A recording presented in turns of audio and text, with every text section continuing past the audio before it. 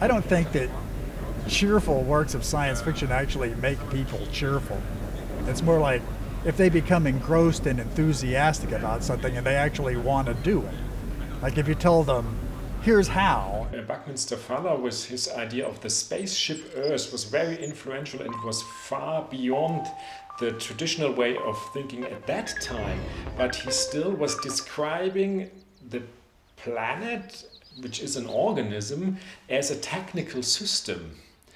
And I think it was when the artificial intelligence was rising that we now suddenly made it the other way around, that we are describing technical system with biological terms.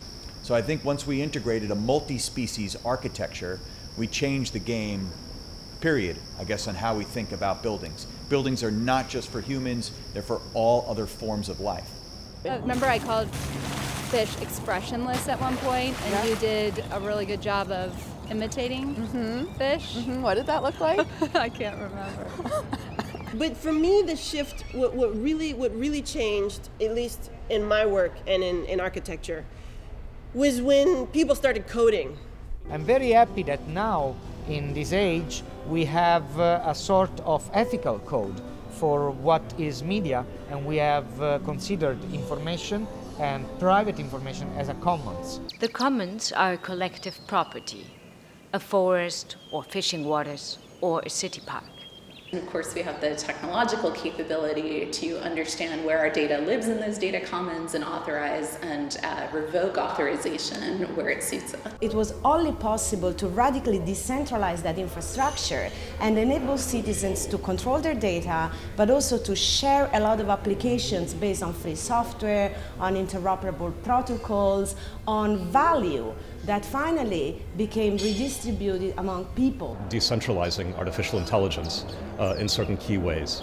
The miniaturization of the models, the ability for those models to evolve and to learn in a distributed fashion that respected everybody's data rights and that allowed for common goods and make the needs of ecologies manifest as parts of collective and communitarian artificial intelligence.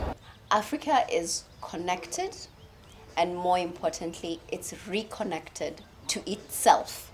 A software library created by a teenager in Lagos to facilitate payments at a store ended up changing how society is organized through collaboration. It's fascinating. We finally created an African Union. We also have a pair of glasses that you can put on, and if the things are being translated, you can also see them being written down so you can read the captions in real time.